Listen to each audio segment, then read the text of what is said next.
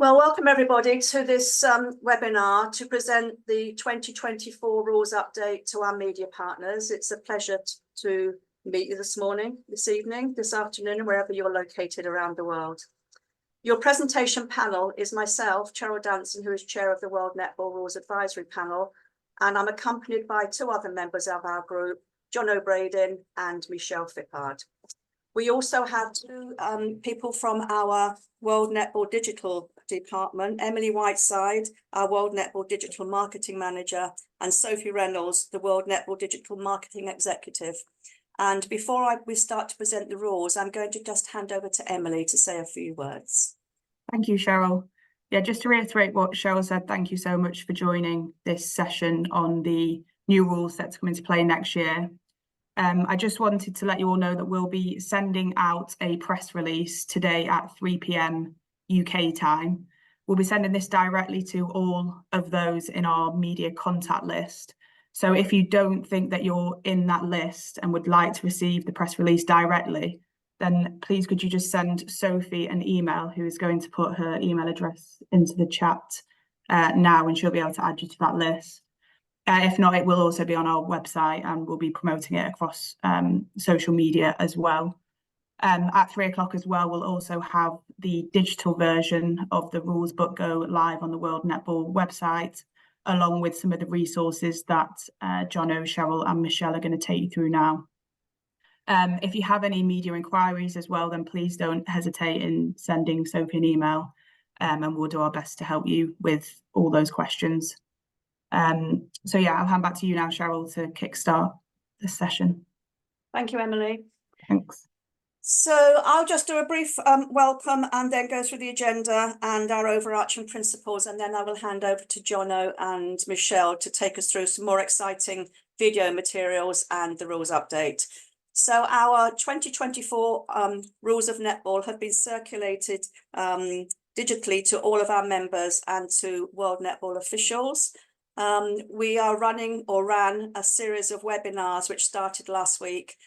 We started with our World Netball officials and then covered every one of our World Netball regions. And then today we're meeting with our media partners. We will be recording the session for distribution, excluding any questions and answers at the end. So just be aware that we are recording. And if you could leave questions until the end, that would be really appreciated. So our agenda today will cover just a recap of the rules review principles, our overarching framework to guide our work. We'll cover a summary of the key rules changes, which Michelle and Jono will take you through, including our video resources and some other details. I will cover very briefly at the end a few other rules changes that are not included in the videos. We have updated umpire hand signals. Some are existing, some are updated and some are new. So I will take you through those briefly. And then we'll go through the rollout plan. And as Emily mentioned, we'll be doing a launch following this webinar. And at the end, we'll give opportunity for any questions. If you want to raise them at the end of the session, that's fine. If you want to put them in the chat, that's fine. Otherwise, if you want to do it after the session's finished, then we'll give you a contact email to do that. So our overarching principles, as part of the rules review process and writing the rules book, the World Netball Rules Advisory Panel worked closely with the Coaching Advisory Panel in a highly collaborative approach. An influential factor was to ensure the spectacle of our game, which recognises the dynamic and aerial nature, the contest and athleticism to push boundaries in performance, and to ensure that safety is maintained. Our game can only move on if all experts, coaches, umpires and players collaborate, challenge each other and actively work together to find solutions to benefit netball. Our challenge was to produce a rules book that provided simply written rules that gave clear definition and interpretation to support consistent application across the netball world. Player safety was a key priority and at the forefront of all discussion, notwithstanding the importance of players self-regulating their behaviour on court. This collaborative approach utilised expertise from umpiring and coaching to reframe game management and other rules which permit and support a fair contest. Ultimately, netball will retain its uniqueness and dynamic features as a result of the updated rules. I will now hand over to, I'm going to go through some additional principles. We have restructured the rules book. If you see the new rules book, it is very different from the previous one. We wanted to simplify and improve the flow and to have one single source of information, one single source of truth. We previously had appendices for protocols and match guidelines, but these have now been absorbed into the relevant rule. And we wanted to have a document that was easy to use for all of our stakeholders, not just our umpires, but our players, coaches, media, spectators. Within the rules itself, we wanted to ensure that the rule was explicit enough to cover all scenarios. We also, based on questions that came in during the previous 4 years, incorporated those interpretations into the new rules. We've added more definitions. So at the front of the rules book, you will see a list of definitions which help to support understanding of the rules themselves. And as I mentioned previously, we've added some new hand signals and updated some old hand signals. We've also moved the sanctions and the terminology that the umpires will use. They're now listed against each rule rather than in the appendix. So I will now hand over to Jono. Thanks, Cheryl. Good evening, everyone, or good morning, depending where you are in the world. As has been said, thank you very much for giving up your time. As a rules advisory panel, we did feel that sharing these updates with our media partners was a crucial step in educating our viewing audience and our netball fans out there, because there are some significant changes compared to what may have been the case in the past. So again, thank you for taking the time, and hopefully by hearing it from the horse's mouth, we might do everyone a little bit of a favour come the first game after the 1st of January. So what we're going to take, Michelle and I are going to take you through over the next 12 slides, is the key changes that are going to apply in the 2024 rules. These videos that you're about to watch form the educational resource for everyone, including our umpires, which showcases the rules in detail and in action. And I'll play each video, and then we'll fill in the gaps at the end. So I'll play this first one, which is in relation to tactical changes. Faking an injury to make a substitution? Not anymore. The new rule means teams no longer have to fake an injury to make a substitution or a team change during play. They can simply request a tactical change immediately after a goal has been scored. A team change is when an on-court player changes their playing position with another on-court player. A substitution is when a player moves from the team bench to replace another player on the court. There are 3 times you can make substitutions and or team changes. 1, at an interval. 2, at an injury or illness or blood stoppage. Or now, immediately after a goal has been scored. This is considered a tactical change, and umpires will use this hand signal to differentiate it from another stoppage for injury or illness, blood, or game management action. Step 1. An on-court player has to ask the umpire to hold time. Step 2. Quickly change positions. Step 3. Play restarts. Tactical changes must be made without delay to ensure that the umpire is able to restart play quickly so the momentum of the match is not affected. Any players moving position or leaving or joining the court must do so quickly. If too much time is taken, the team will be penalised. In individually timed games, time will be held for the changes.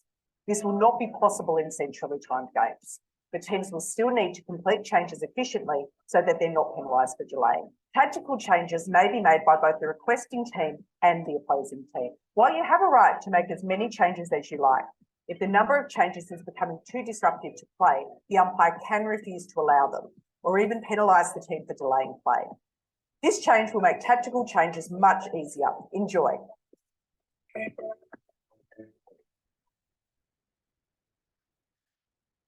Cool. So in relation to what we're calling tactical changes, just a couple of points to reinforce there from our perspective. First of all, this change isn't rolling substitutions as we have in Fast 5, for example. the players have to specifically request a tactical change immediately after a goal is scored, and that's just to add some framework to the actual change itself. So we don't have players running all over the show, and the umpire and the score bench can keep track of what's going on. The other thing to be aware of here is that it's both a substitution, so players swapping from on court to off court, and a team change, which is 2 players on the court.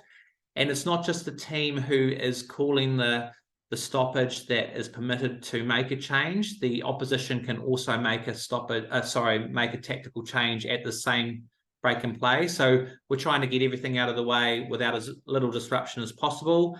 As was outlined in the video, there are penalties if it takes too long, or if teams start to abuse the privilege. So, I mean, this rule change has come out of feedback from players and coaches just as much as umpires, and it's actually been trialled in the UK successfully for the last 2 years. So we anticipate that this will be a welcome addition and won't cause too much fuss, but just with those caveats that I just explained. Moving on to the next one in relation to scoring a goal. Buzzer beaters. We all love them, but how do you know if the goal counts? In the past, the ball had to pass completely through the ring before the whistle to be counted. Now, if the whistle to end play or to hold time is blown after the ball has left the hands of the shooter and the shot is successful, the goal will be scored. If the shot is unsuccessful, there's only 2 reasons that the penalty pass will be awarded for an infringement after the ball has left their hands. Either if a defending player has caused the goalpost to move, which interferes with the shot, or if they deflect the ball on its downwards path towards the ring. The reason for this change is that it's easier for the umpire to assess whether the ball has left the player's hands when time is blown and signalled than to assess whether the ball has passed wholly and completely through the ring. In the situation where a penalty has been awarded and then the timekeeper signals for time, umpire will blow the whistle for time and then advise the players that the penalty can be taken. If this occurs at the end of a period of play, play will be extended for the penalty pass to be taken, including any subsequent infringements at that penalty pass. Can't wait to see more buzzer beaters.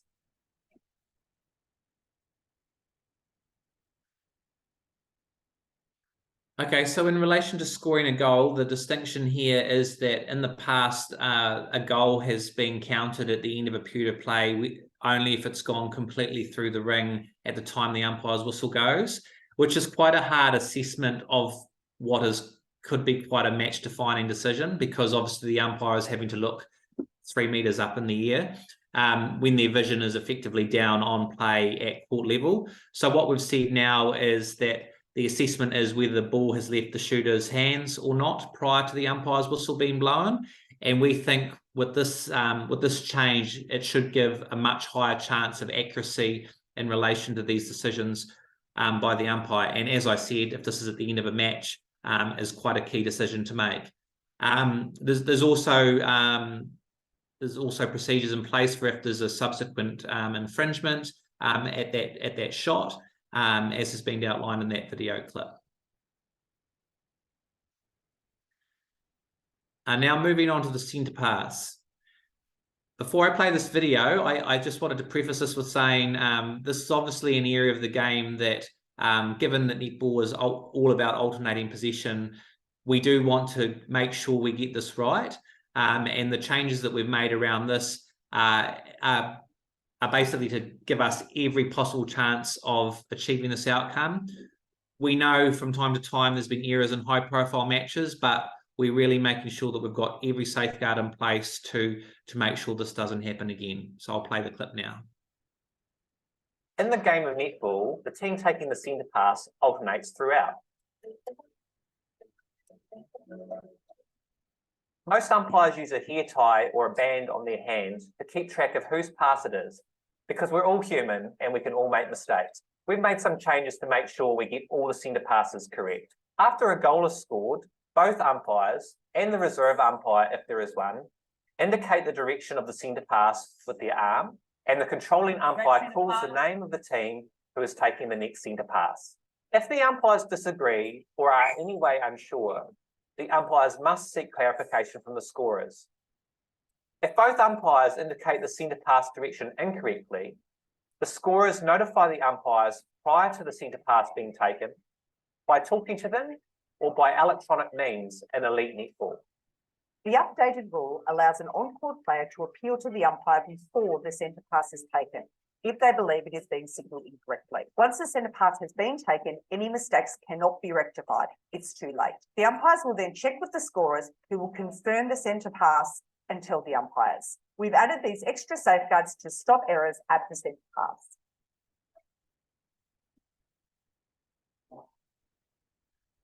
So as you can see, we've built in some safeguards there in relation to the reserve umpire signalling the centre pass, and also reiterating to the umpires that this is a skill we expect certainly international umpires to get correct.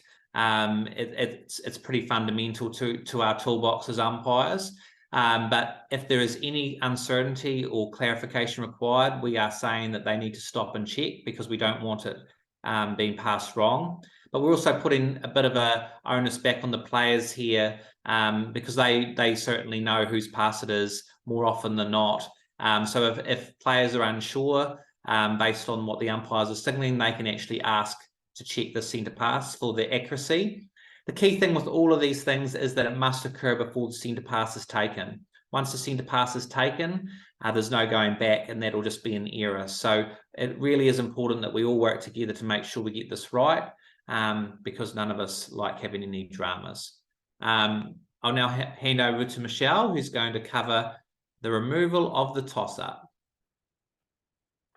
Thanks, Jono, and hi, everybody. Thanks so much for joining us tonight to go through these fundamental rule changes. And as Jono mentioned before, we're really looking forward to all of your support. You're a fundamental part of our rollout in terms of the information you're giving to our viewing and reading public. So thank you very much for your time, and hopefully this is informative for you. I have the pleasure of covering probably the saddest rule change for many people, because I think it makes everyone very nostalgic to hear about toss-ups, but unfortunately they are no longer going to be with us. So here's an explanation as to what will be happening instead on those rare occasions where we still do have a simultaneous infringement, or the other odds and ends that we're now referring to as mutual infringements. Thanks, Jono. Good old toss-up. It's gone. A toss-up was previously used when infringements occurred simultaneously, which means at the exact same time. However, due to improved umpire education and training, the use of toss-ups has become much less frequent, and umpires are instead correctly penalising the infringement that occurred first. This means that the skill of the toss-up has been lost for both players and umpires.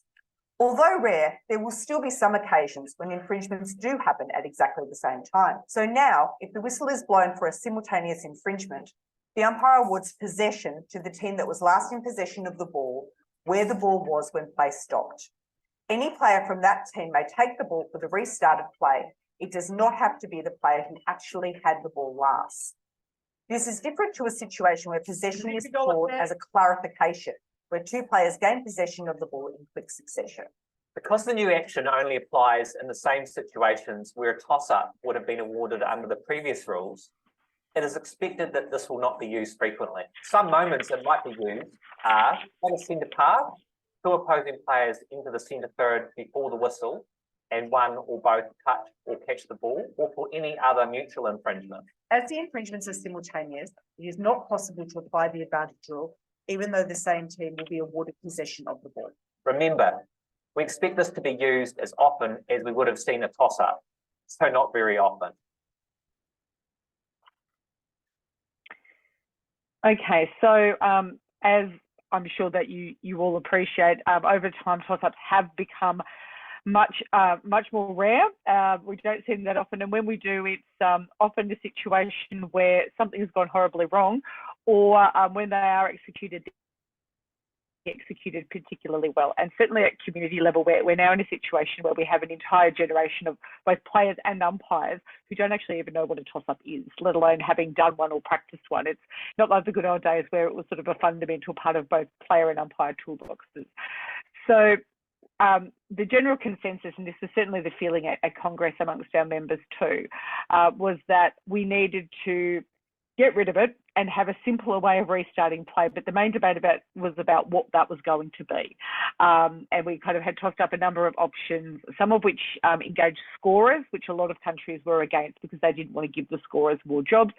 And so in the end, what we came up with was this concept that possession would be awarded to the team that was last in possession of the ball. Essentially, if the if the team that's not in possession has not done enough to win the ball back, the team in possession gets to hang on to the ball. So a few distinctions that need to be drawn there. It is not the same as a clarification call of possession. It's an award of possession, which means basically the team gets to keep the ball. The reason it's possession rather than a free pass or a penalty pass is because it doesn't actually address an infringement. It's just a way of restarting play. And the fact it's possession means that they can both pass and shoot the ball. So if it's in the goal circle, we're not placing that team at a disadvantage. So also, because it's not the same clarification call of possession, it is awarded to the team and not the player, which means that any player from the team can take the ball. So with the example in the video of the centre pass, while the wing attacks the player that the team that took the centre pass and the wing attack catches the ball, they then put the ball down and another player from that team can come up and take the ball. So it's a distinct decision from a toss-up, clarification call of possession. It's an award of possession that's made to a team rather than a clarification that a particular player has possession first. And that's also part of the reason why you can't simply apply an advantage. You have two players, both of whom have infringed. Infringement, you can't simply apply advantage on the infringement because both the team in possession and the other team have an infringement. It needs to be blown. The simultaneous infringement needs to be acknowledged. Possession needs to be awarded to the team who is already in possession. So this is one of the rules monitoring over the next 12 months. So we will be putting in place processes to gather information and see how it isn't working. As Jono says in the video, we're probably not going to see it that often because we don't see toss-ups that often, but we are going to be interested, firstly, to see if it is used at elite level, but secondly, I guess, to get wider feedback from countries about how they're finding it working at community level and if it is working effectively as a replacement. So a bit of a significant change, a bit sad in some ways, but I think with the game moving forward, it sort of recognises where we're heading to rather than where we've been. Good old toss-up. Okay. And our next one is another rule that we had a lot of consensus about at Congress in terms of the need for change. This is the short pass rule, where, as many of you will be aware, we have had recent interpretation of that rule, which has really led to some issues around passes that are so short that no one can actually defend them. So this video will just talk about the alteration we're making to that rule and some of the principles underlying that. The short pass. Yes, it's always been a rule. We've just changed it a little.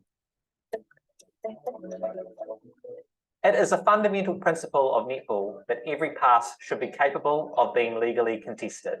The previous wording of the rule was being interpreted in a way that led to the use of passes so short that defenders had no opportunity to even attempt to intercept or gain possession. The updated rule is, when a player passes the ball, there must be sufficient space on the court for an opposing player to be able to deflect or intercept the ball as it moves from the hands of the passer to those of the receiver. The difference between intercept by a hand and deflect or intercept is that the umpire must consider whether the defending player can make a genuine attempt, considering not just a hand, but a hand connected to an arm and a body. In keeping with the philosophy of netball as a sport for all, the rule refers to the umpire's assessment of the player's actions rather than to body size or shape.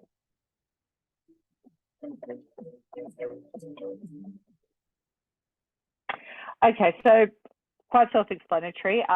Going back to sort of base principles of netball, we want to have a game where every pass is capable of being contested, and that had become an issue in terms of certain passes that were being used, particularly circle edge, I think is the main area that comes to mind. We were having passes which were essentially a player handing a ball to another player, and there was no genuine opportunity for defenders to attempt to deflect or intercept the ball. And that was this sort of intention of a hand as meaning this embodied hand somehow hear about the hand as being attached to an actual player who had to have an opportunity to deflect or intercept by, moving their entire body, using their arm, shoulders, hips, all the rest of their body, and making that assessment of whether they could actually legally get in there to have a go at the ball. So that's the change that we're hoping to produce by this altered wording. And that's certainly something that we'll be promoting in terms of education, as well as that changed wording of the rule. And this is another rule that we will be monitoring for the next 12 months to see whether the interpretation shifts in the way that we want it to get those sort of base principles back and have passes that, have every pass being capable of being legally contested. So again, we will be gathering information in elite competitions, but also more general information about operation at community level. And in 12 months' time, that will be subject to a review to see whether we do need to tweak it further. So will be interesting to see how it goes and if it brings about the changes that we're looking for. But I think we've been very clear on what the underlying principle is, and hope that thinking for both players and umpires and coaches towards that sort of play. The short part.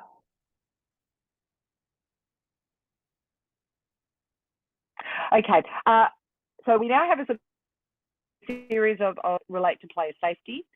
Player safety, as Cheryl mentioned in our overarching principles, was a really paramount consideration in our rules review. Have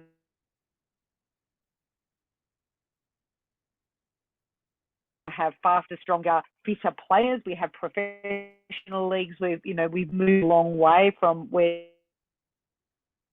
to now being a limited contact sport and being accepted as such. But the necessary sort of connection with that is that we need to think about whether our rules do enough to keep players safe.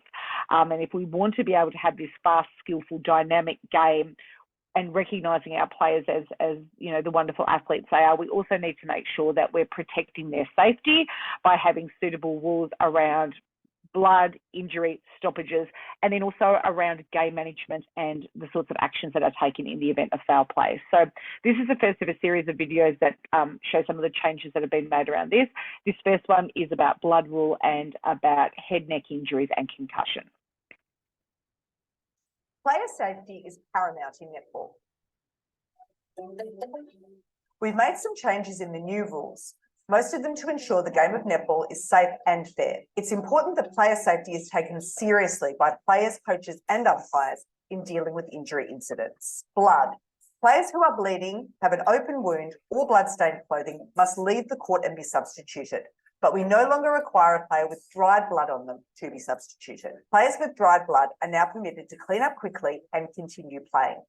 This will usually happen while the bleeding player is being substituted or other players or the ball are being checked for blood. However, any clothing that becomes blood-stained must be replaced within the time allowed for the stoppage by the umpires, and this may occur away from the playing enclosure. We've also made some changes regarding head and neck injuries and suspected concussion. The new rule clarifies that as well as umpires holding time for injury and illness following a verifiable request by an on-court player, the umpire may also hold time without a request being made if there is an obvious or serious injury, which includes an injury to the head or neck and or suspected concussion.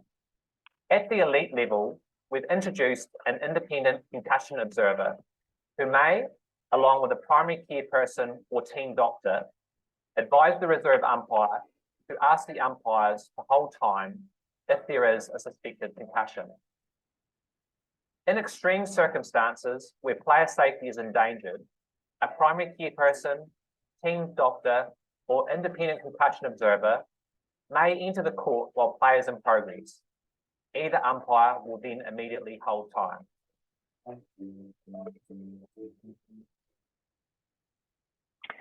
Okay, so two elements there. The first one around blood.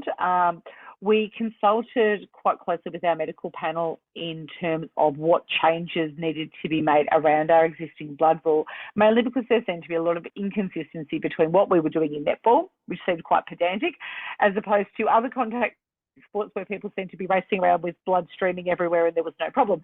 So our question was sort of like, well, where are the limits? What is the risk we're trying to manage, and sort of what rules are appropriate to mitigating that risk?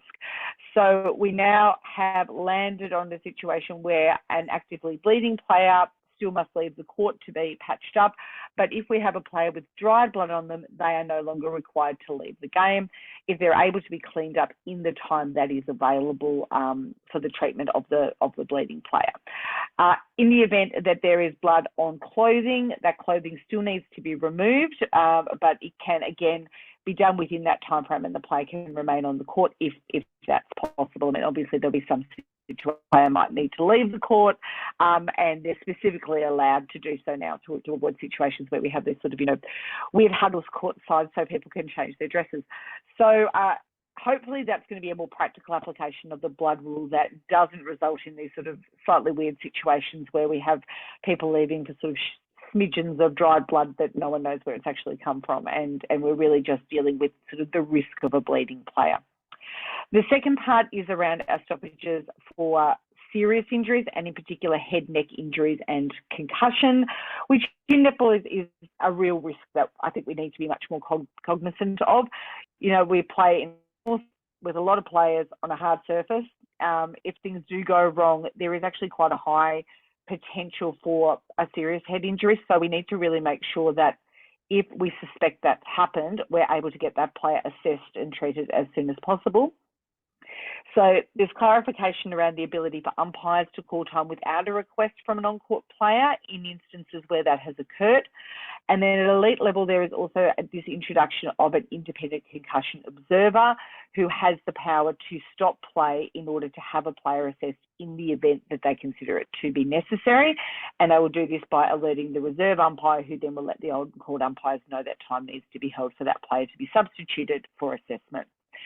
In an extreme situation, which we don't think is going to happen very often, but we need to have this here in case it is required, something happens behind play, for example, and a player is in immediate danger, there is the ability now for medical people to go directly onto the court without time being held, so that player can be attended to immediately. We don't foresee that happening often, but we did feel that we needed to have that emergency provision so that if that sort of risk is there, that it can be mitigated, because ultimately we want to make sure that we're giving our players the best care possible.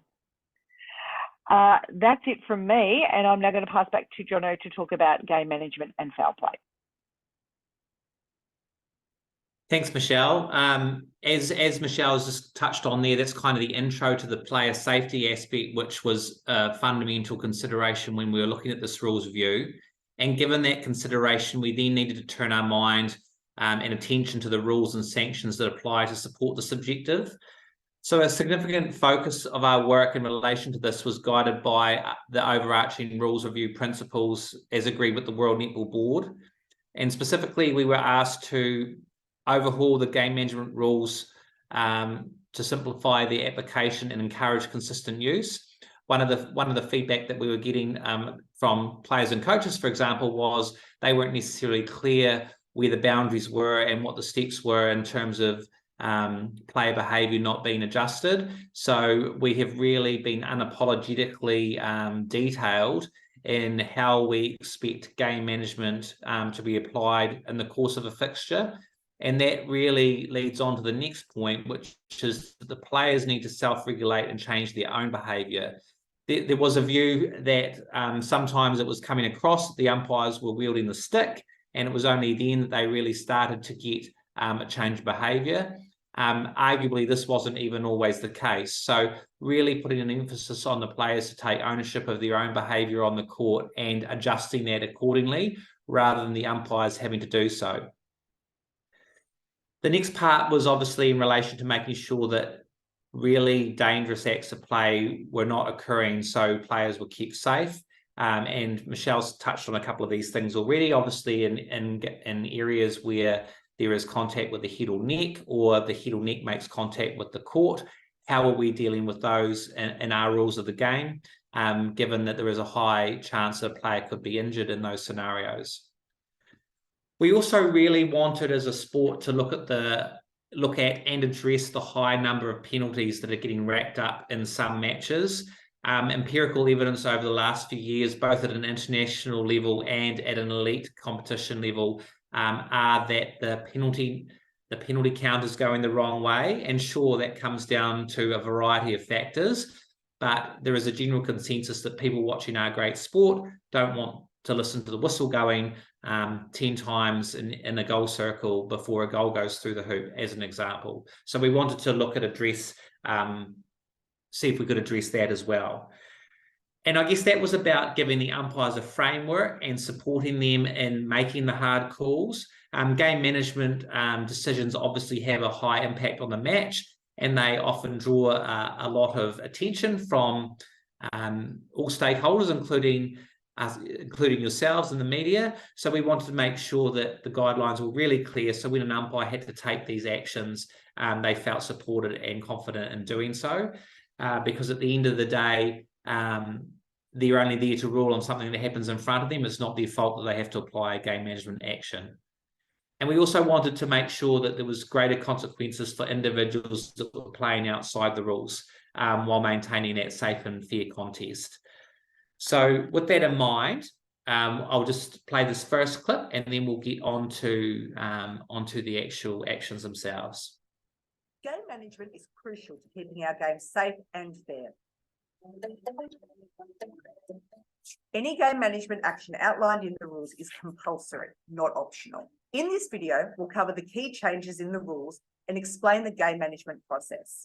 Cautions have been removed, and we have now added the ability for umpires to advance or escalate a sanction.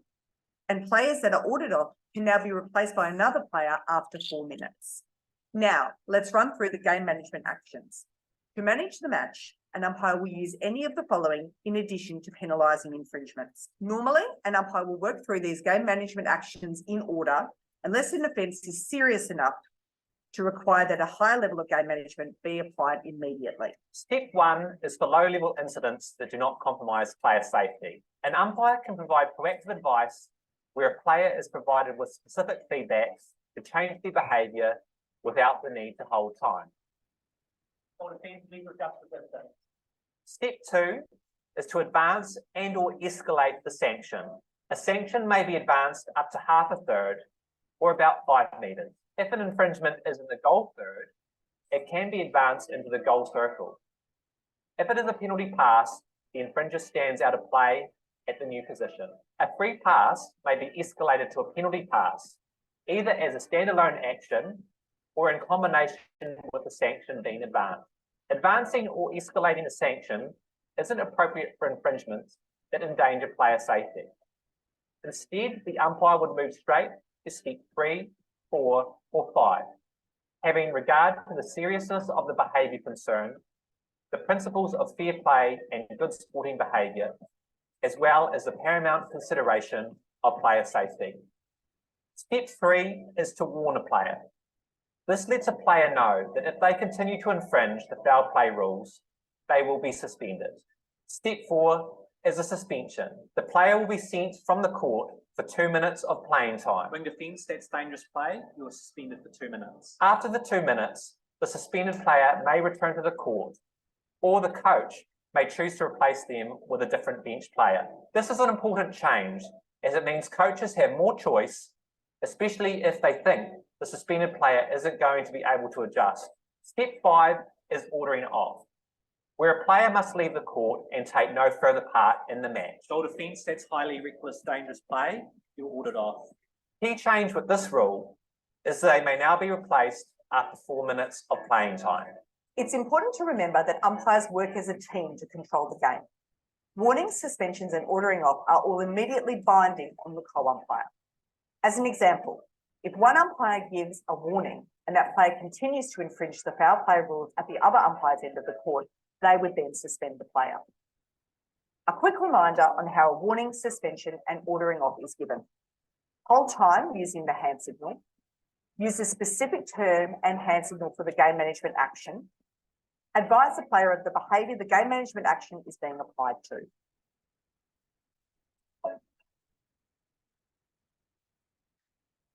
Great. So in relation to game management, there's a bit unpick in there. If I start, first of all, with the fact that obviously cautions are now removed. So the reason for that being that it was felt that cautions were often being used without the follow-through or escalation that was anticipated. For example, it was only ever meant to be used as a tool to change a player's behaviour, and then if that didn't occur, that it would be escalated to a warning and so on. That wasn't necessarily always the case. It was also some feedback from players and coaches that it wasn't necessarily always clear what they were getting the caution for, and kind of the fact that time was being held and there was a whole lot of whistles and hand signals. It was kind of lost in the moment. So what we've done now is replace that with obviously the ability to have some really pointed feedback to a player if you want something to change without the need to stop time, and also broadening the ability to advance a penalty, which obviously acts as a huge deterrent if you're got the ball outside the goal circle, for example, and it can be advanced into the goal circle and a team can take a shot. Both of those situations, you don't need to hold time, so the game keeps moving and there's not that stop-start interruption by the umpire. Obviously, the game will still stop if a warning, a suspension, or ordering off is to occur.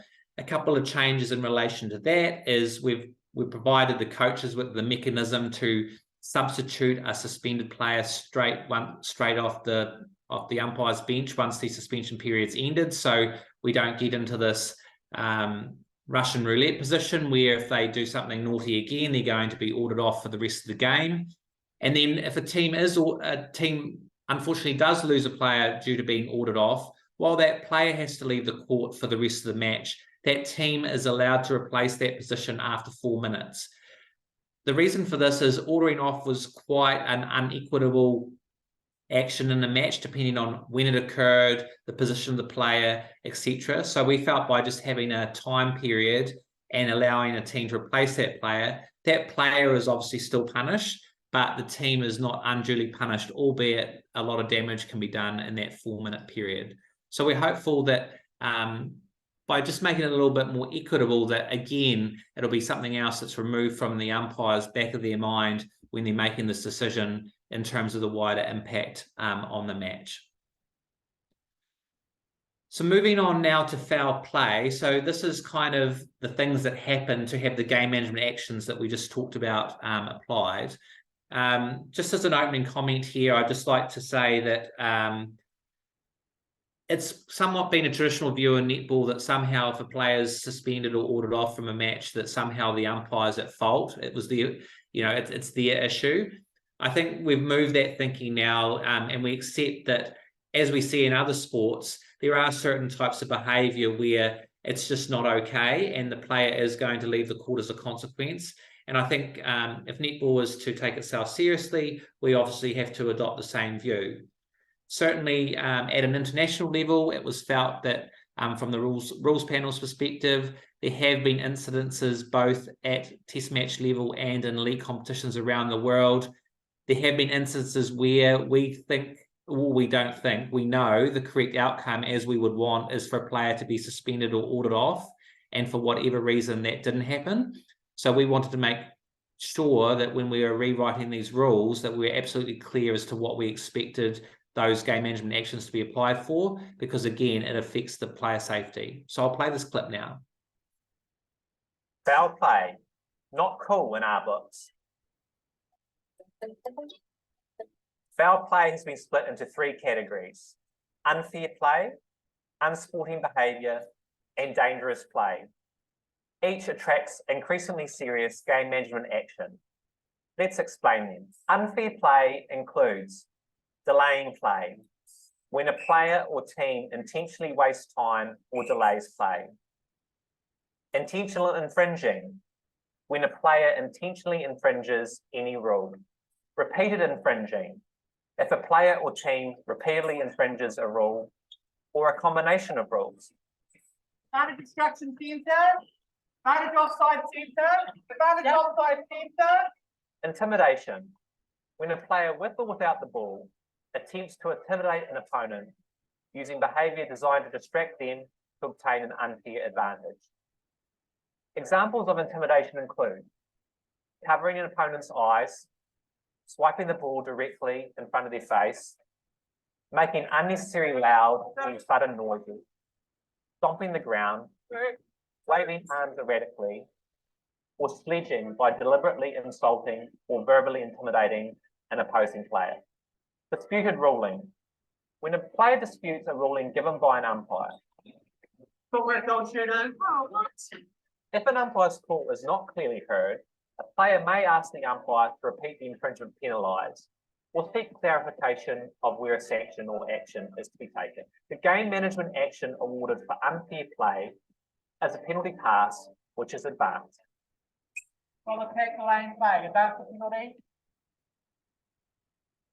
Unsporting behaviour includes retaliation, a player's inappropriate response to the actions of an opponent, even if the opponent abusive behaviour, if a player uses any offensive, insulting or abusive language or gestures towards anyone in the playing enclosure. It also includes any actions contrary to good sporting behaviour. Good sporting behaviour is a level of behaviour that meets generally accepted ethical standards in sport. Playing by the rules of the game, self-discipline, self-control, and respecting opponents and officials. The game management action for unsporting behaviour is a penalty pass where the infringement occurred, and the player is either given a warning or suspended. In a serious case, the umpire will order the player off. Dangerous play. A player must not take any action, either unnecessarily forceful, careless, reckless, or dangerous, that could affect the safety of another player. This specifically includes, but is not limited to, any action that results in either head and or neck contact, or contact of the head and or neck with any part of the playing enclosure, including the goalpost. In the case of dangerous play, the game management action is a penalty pass where the infringement occurred, and the player is either suspended or, in a serious case, ordered off. A player must always be ordered off for intentional or highly reckless acts of dangerous play. Goal defence, that's highly reckless, dangerous play, you're ordered off. There is a big emphasis on the seriousness of dangerous play, which is why it goes straight to a suspension or, in a serious case, ordering off. This puts increased responsibility on players to use good sense and judgment in making decisions on court, and understanding that they will be held accountable for actions that might result in the injury of an opponent. By the time the umpires take the action, the incident has already happened, and it is too late. But having a more serious consequence hopefully has a deterrent effect and makes that player and others reconsider their behaviour the next time.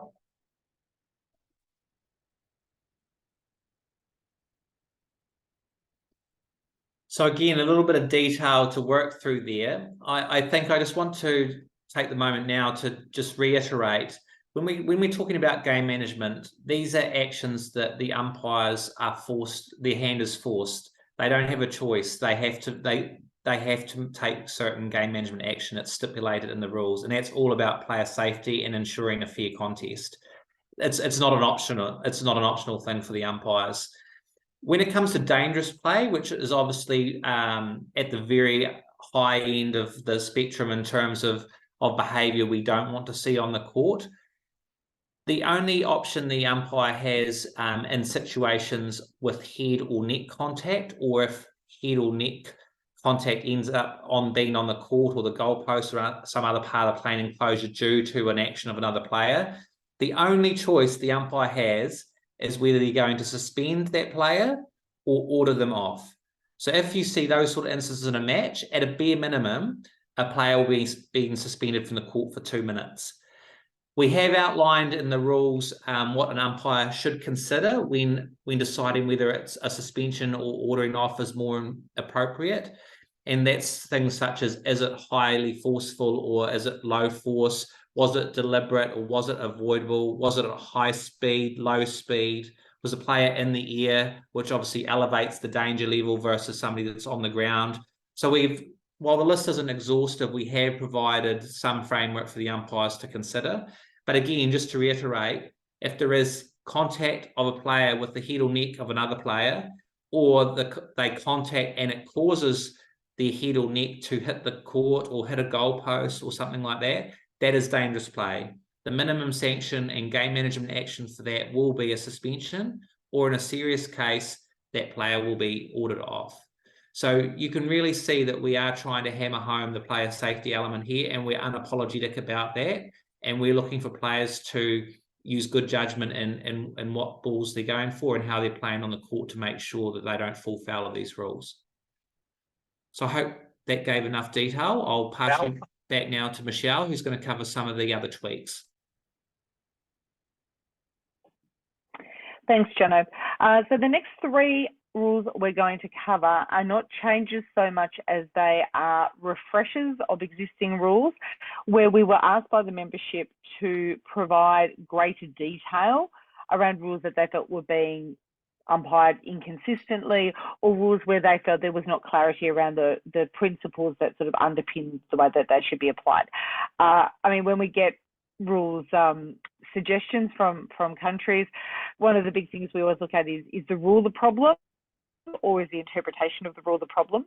And if there's an interpretation issue going on, is there something we can do in the body of the rule that is going to make it easier for countries, for all stakeholders in the game, so for players, for coaches, for umpires, to all interpret it in the same way and all be on the same page about the way that the rule is to be used. And so there were three main ones where we thought there were issues around this that needed to be clarified. The first of these is advantage, and I'll just get Jono to play the video which outlines the changes are, and I'll just fill that in at the end. Advantage, or is it? This is not a rule change, but a refresh of the existing rule to make it clear to everyone what umpires consider in making the decision to apply advantage rather than blowing their whistle for an infringement. It is intended to give guidance to umpires, but also educate players and coaches about what is to be considered. A team should not be disadvantaged when an opponent infringes.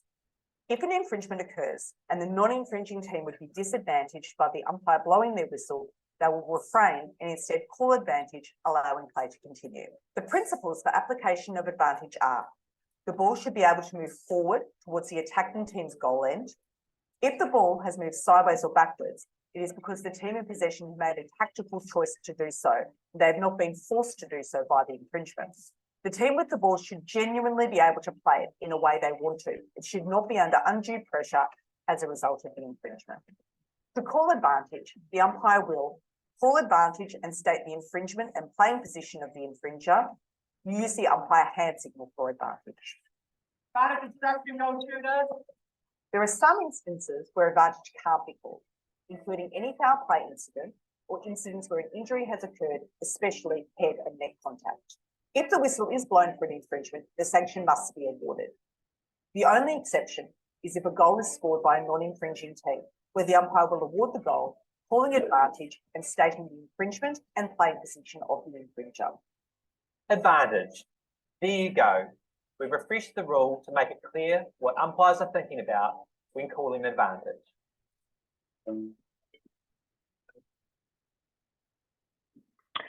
Okay, so in terms of that rule, most of you are probably sitting there thinking, well, there's really nothing about that that's different, and that's exactly the point.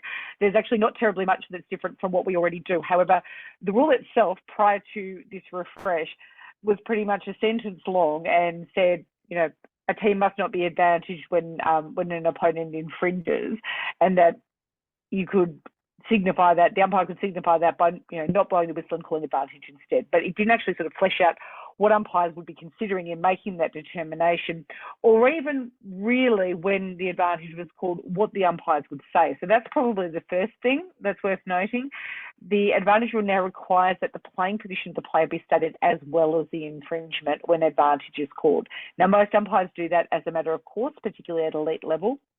But the reason for adding that in specifically is because one piece of feedback we received in particular from our coaching colleagues was that it was really important both to them and to the player that that particular player knew that the infringement that was being acknowledged by the umpire was their infringement and not somebody else's. And logically, that's particularly going to be the case if a player is being called for advantage obstruction, advantage obstruction, advantage obstruction, and then all of a sudden when the whistle goes, we're in a situation where the umpire's then going to it as a persistent infringement, but the player hasn't actually registered that it's them that the umpire's talking to. So as in the interest of better communication, clear communication, and giving players the information they need to adjust, the playing position now has to be stated when advantage is called. The second part of the rule is that we now have fleshed out the key principles that are going to be considered when advantage is being applied. And again, they're pretty obvious. The first one being that for it to be an advantage, the starting point is the ball should move towards your goal end, which might seem obvious, but the rule didn't say it before, but it says it now. The second part being that if it doesn't move directly forward towards the goal end, it is being played in a way that the team has chosen to play to their advantage, their perceived advantage, whatever tactical strategy they may have in place. It's not being forced to those positions by the undue pressure of an infringement. So if the ball moves forward, or if the ball doesn't move forward, it's moving that way because the team's choosing to play it that way, not because they have to after holding it for 2.5 seconds because they're being overrun by an obstruction or a contact. The third thing that is in the rule that wasn't before is that there are certain situations where advantage should not be applied or cannot be applied now. And those are primarily incidents where there is foul play and game management action needs to be taken, or where there is a serious injury and that needs to be addressed. In particular, in the past, there were instances where advantage was being applied on foul play incidents. That was because there were restrictions on what you could advance a penalty for. Those restrictions are now no longer there in terms of foul play, and you have that ability to advance a penalty for things like intentional infringements and persistent infringements. So it's no longer a situation where an intentional infringement on the circle edge, for example, might result in an umpire wanting to call advantage on that because now they can penalise it and bring it into the circle. So we made the decision that we were going to say advantage can't be applied in instances of foul play where game management is required, because now you have the tools to address any disadvantage that may have occurred as a result. So those are the key aspects of the advantage rule refresh. As I said, nothing particularly new, but more detail, which we are hoping is going to produce greater consistency in umpiring and also allow players and coaches to have a better understanding of what things umpires are looking at in making that decision, so everyone's on the same page a little bit more. The next rule that we're talking about in terms of our refresh is contact. Again, a rule that is fairly integral to our game, probably the most integral rule in many ways, and particularly in terms of our focus on player safety, probably even more important that we have a common understanding of what is going to be considered unfair interference in play. Again, we had feedback from our members that they felt there was inconsistency in application, and looking at the rule, we felt that we could spell out a little bit more clearly some aspects of it that would hopefully help to bring everybody to a common understanding. So 3 main aspects there. The first one being the definition of interference. The second one being around causing contact, and in particular causing contact when the player is in the air. And then the third one being the correlation between foul play and contact. And that's something that's not in the video, but that I'll elaborate a little bit on at the end. Is netball a Thanks, non-contact sport? Let's discuss. A key principle of netball is equal contest and the ability of players to compete fairly for playing position and possession of the ball. The contact rule deals with situations where players use physical contact improperly to stop this from happening. This is not a rule change, but a refresh of the existing rule to make it clear to everyone what umpires are looking at to determine whether there has been interference. The contact rule has 3 main components. Interference. When attacking, defending, or playing the ball, a player must not engage in physical contact with an opponent that unfairly interferes with the opponent's play, either accidentally or deliberately. Examples include pushing, tripping, grabbing, holding, or leaning on an opponent, knocking or hitting an opponent, including when shooting for goal, hitting or placing their hand or hands on a ball held by an opponent, or while holding the ball, pushing it into an opponent. For physical contact to unfairly interfere, it must result in A, the loss of the ball by an opponent in possession, B, interference with the passing or shooting action of an opponent in possession, or C, A change or changes in the body position of an opponent, regardless of whether the opponent is in possession, which limits their ability to move freely and places them at an unfair disadvantage in attacking, defending, or playing the ball. Causing contact has two sections, moving player and player in the air, and this rule has been reworded to make it clearer. Player in the air. A player can jump and land in their own space or any vacant space on court not occupied by another player. A player cannot jump into a stationary opponent. A player cannot move into the landing space of an opponent who has jumped. When two players jump in the air to contest, the player who gains possession has right of way and must be given space to land relative to where the ball was travelling. A player who does not yield the space will be penalised. The moving player rule now states that a player must not take up a position so near to or so quickly in the path of a moving opponent that the opponent does not have enough time or space either to stop or change their direction. The time and distance that must be allowed by the player depends on the speed of the opponent.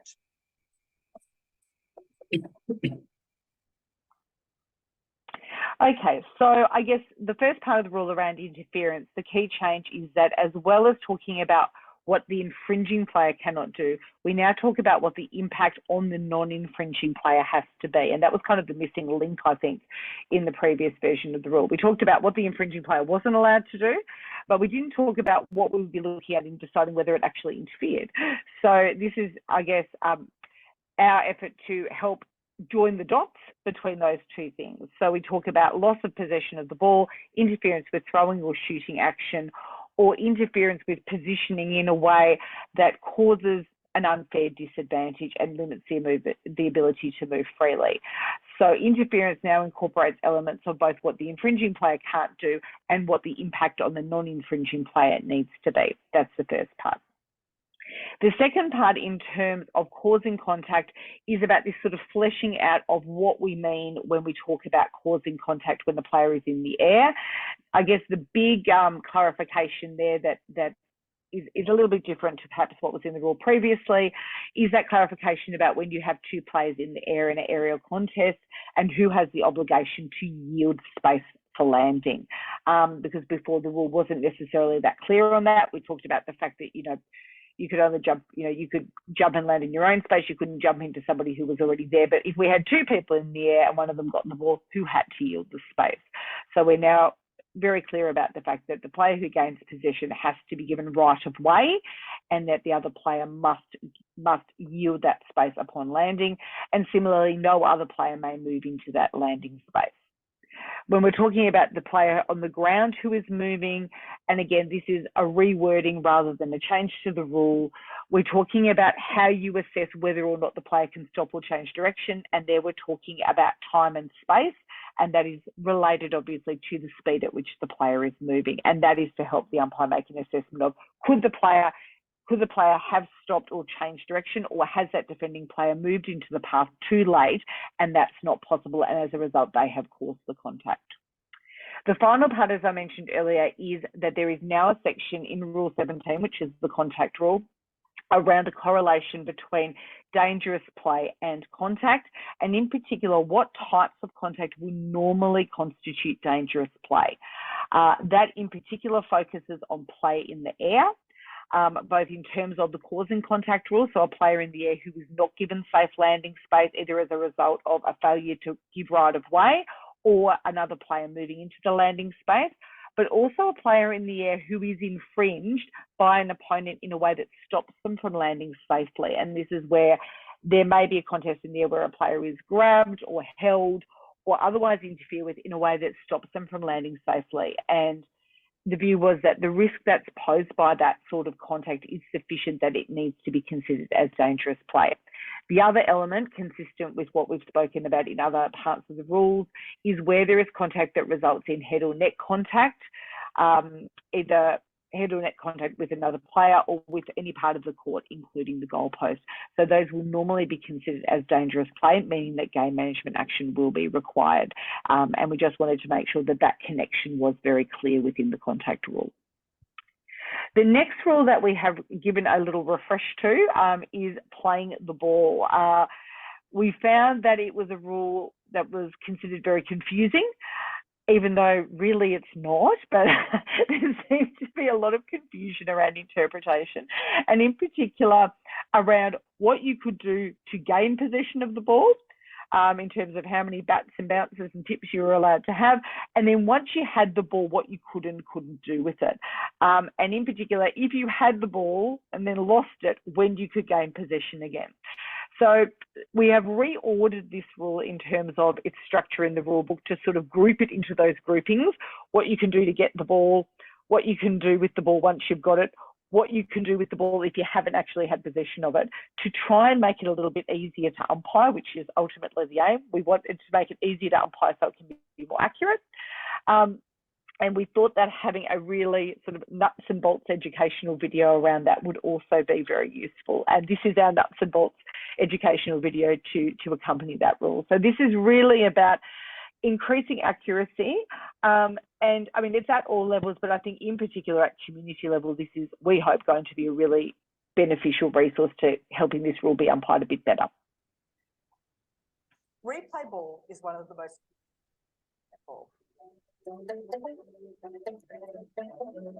This is not a rule change, but a refresh of the existing rule to make it clear to everyone how you can gain possession of the ball and what you can do while in possession.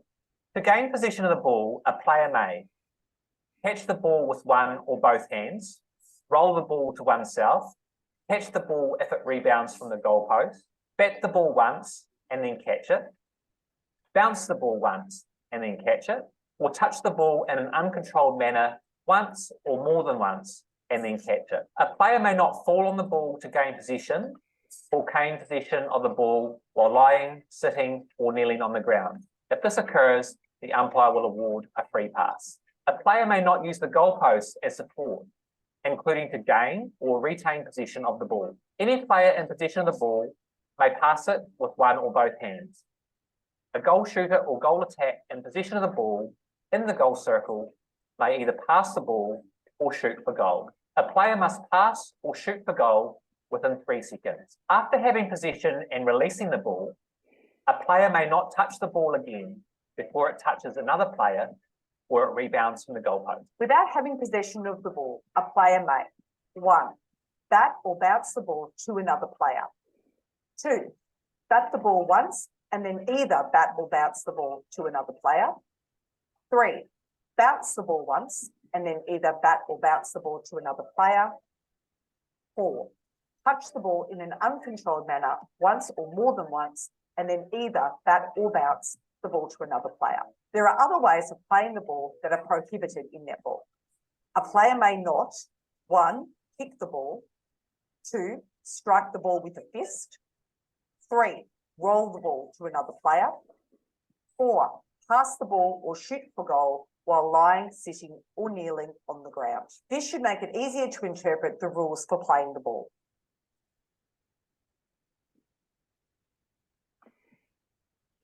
Okay, so not much to add to that from what I've already said, but as I said, we're really kind of hoping that that stepping through is going to support the changes we've made to the ordering of the rule so that we can increase accuracy around application.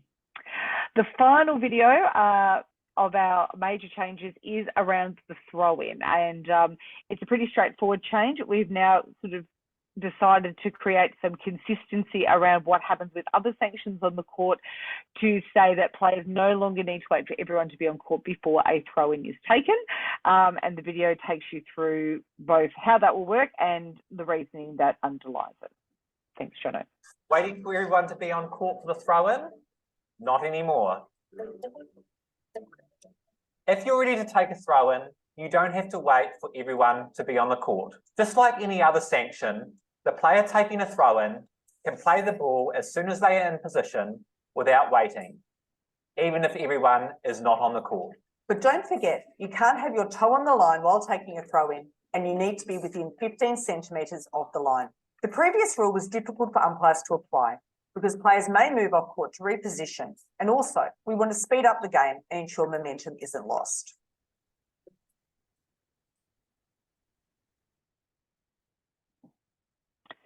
Okay, so that evolution, I guess, having umpired back in the time when you used to have to say player to throw in, I can remember the whole reasoning behind that was that, you know, given that the player that had to take, given that as the umpire who said play, you had to make sure everyone was on court before saying play, the idea was that that responsibility passed to the player taking the throw in once we took play away. Now I guess we've reached a situation where there's a need to sort of speed the game up. We probably have more happening in terms of players repositioning off court. We have more funny business going on in terms of players delaying coming on. And so as a result of that evolution, we now are at a stage where there's sort of issues around waiting for everyone to be on court for a throw-in. There's inconsistency with what happens with other sanctions and actions on the court.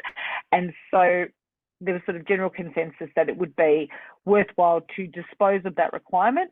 What it will mean at elite level is not very much, to be honest. It's not going to make a huge difference because generally, you know, you have a ball in every corner.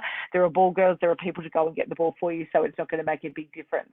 At community level, probably the main difference will be that you're not going to bother to get the ball for a throw-in unless it's your throw-in. But that, I guess, is just another evolution of our game. So that's the final one of our sort of 12 major rule changes that we have our videos for.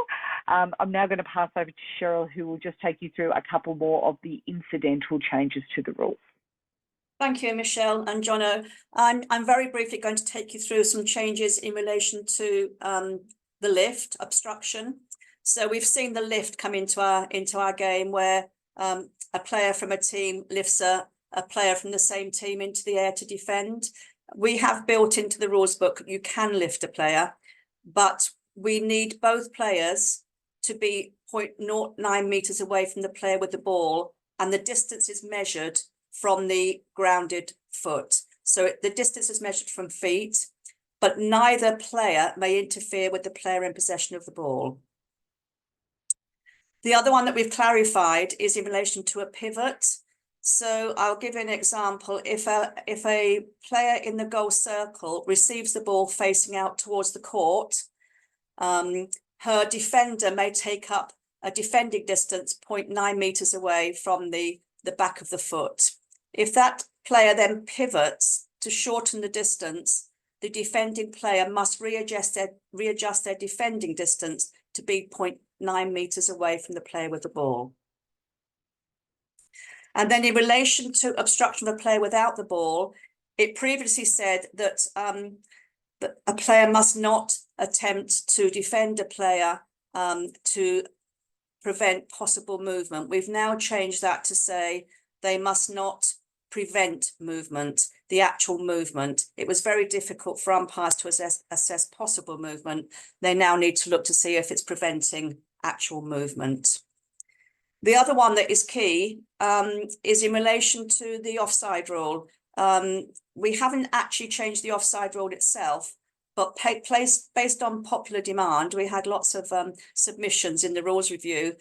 A player may go into an offside area to retrieve a ball if they are going to take a sanction or action.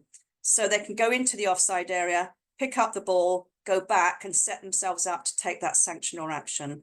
They can't go into an offside area and then pass the ball to somebody else to take the sanction or action. We've also clarified the few times that an umpire should call taken. We're trying to reduce the amount of talk by the umpires to speed up play and to rely more on visual signals rather than speaking all the time. So you won't hear umpires saying taken a lot now. Very rarely will they be saying that. And also we're trying to limit the amount of time that we hold time during the match. So umpires will only hold time sparingly. For example, if the ball leaves the playing enclosure, they won't be holding time at other times.